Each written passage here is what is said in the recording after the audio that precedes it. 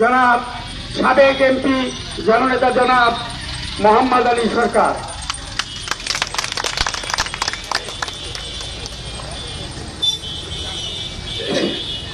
বিসমিল্লাহির রহমানির রহিম। আসসালামু আলাইকুম। মুসলিম ভাইদের প্রতি আদাব।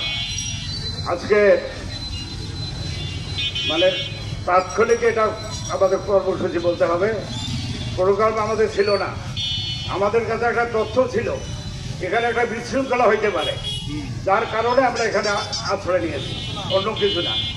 প্রিয় ভাইয়েরা আমাদের প্রধান উপদেষ্টা, বর্তমান যে প্রধান উপদেষ্টা, উনি কিন্তু একটা কথা বলেছেন যে আমাদের শত্রু কোনো গোষ্ঠী, কোনো ব্যক্তি, কোনো দল না, আমাদের শত্রু হবে তারা যারা বিশৃঙ্খলা সৃষ্টি করবে।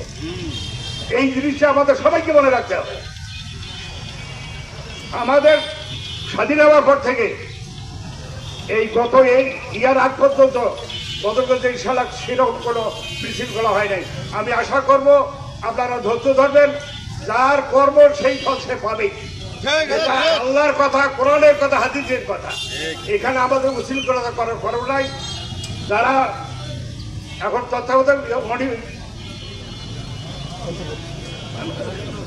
অন্তর্বর্তীকালীন সরকার যারা আছেন তাদেরকে সহযোগিতা করা আমাদের দরকার।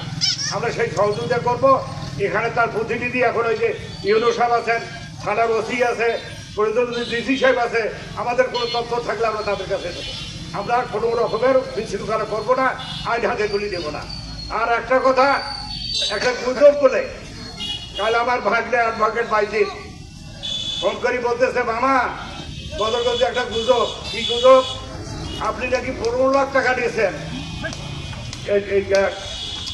টুটুল সৌদিক আর মাটি কি ওরা মানে পৌরসভা চেয়ারম্যান ছুটকে বসে দেবো বলে আজকে বললাম যে কে কোন শহরে বাচ্চা বললো সেটা।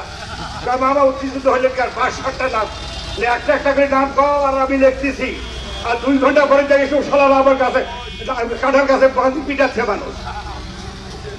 এই হলো অবস্থা। গুজবে কাল দেওয়া যাবে না।